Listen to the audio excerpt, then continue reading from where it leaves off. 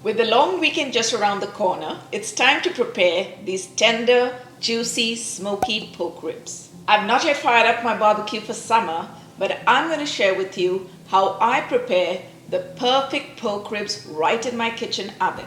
Hi, you're watching Plating It with Wendy, where I share with you recipes which impress with ease. I'm so excited to share my recipe with you, so let's get started. We're going to start by preparing the dry rub for our ribs. For that nice smoky flavor for the ribs, we're going to go in with 1.5 tablespoons of smoked paprika, 1 teaspoon of mustard powder, 1 teaspoon of garlic powder, 1 teaspoon of freshly ground black pepper,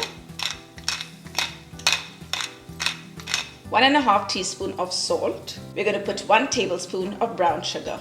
This is going to help to caramelize the ribs. Let's give this a quick whisk so that all combine.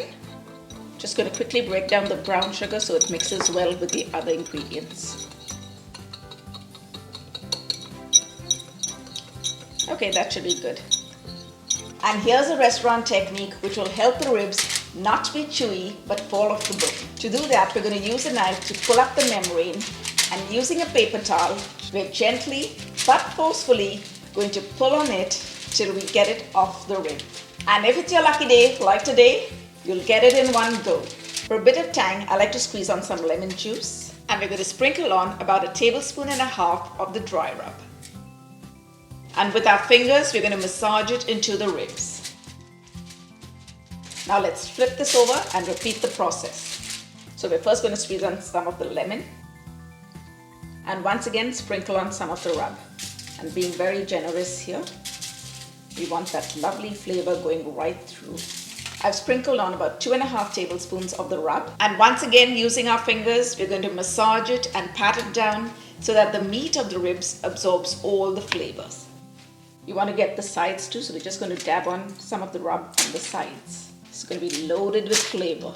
Bringing the aluminum foil together, we're going to wrap up the meat and fold it up so that we trap in all the moisture while cooking the ribs.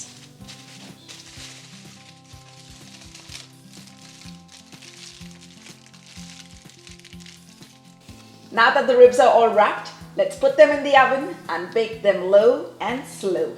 We're going to place them in a preheated oven at 275 degrees Fahrenheit and bake them for approximately 3 to 3.5 hours.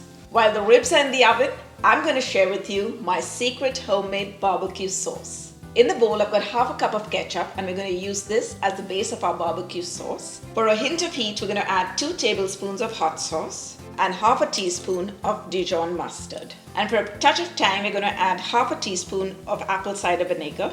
And to balance the flavors, we're going to add 1.5 tablespoons of orange marmalade. And this is going to give that lovely citrus flavor to the barbecue sauce. And now for my secret ingredient, we're going to add 2 tablespoons of red wine. And this really takes the barbecue sauce over the top. Let's give this a whisk and bring all the flavors together. If you wanted, you could use store-bought barbecue sauce, but trust me, this is the real deal. And it adds such a lot of flavor to the ribs. Now that the ribs are ready, we're going to allow it to sit for 5 minutes before we start handling the foil.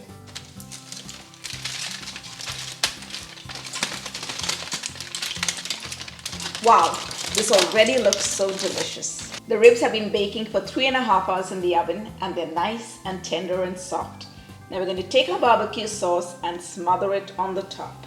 We're going to give it a nice thick coat of the barbecue sauce. I've cranked up the heat of the oven to 400 degrees Fahrenheit, and we're going to place the ribs uncovered in the oven for 10 minutes before we take them out to give them a second coat of the barbecue sauce. We're going to leave the juices in the pan so that the meat of the ribs remains nice and moist. And now it's time to give it that second coat. The sauce is going to add so much of flavor to the ribs, and giving it a second coat is going to help the ribs absorb all that delicious flavor. We're going to pop this back into the oven uncovered for another 10 minutes. Then we'll switch off the oven and we're going to broil it for about 3 minutes till we get some caramelization. But don't forget to keep an eye on it. It's time to cut into the ribs, and oh my goodness, look at that.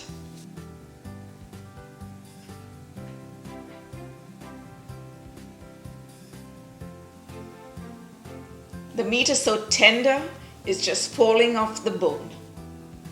And now it's time to give them a taste. Grab your napkins because these are really saucy and tender. I'm gonna go in for this one. Wow. Ooh, yummy.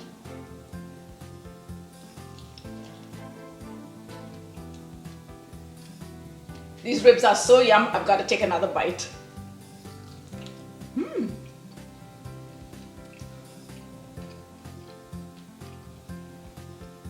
It would be really nice to have mac and cheese with these, and I'm going to leave the link to my recipe in the description box below, just for you. Hey guys, and before I go, if you love my recipes and enjoy my videos but haven't subscribed already, don't forget to subscribe, and if you hit on that bell icon, you'll be notified every time I upload a new video.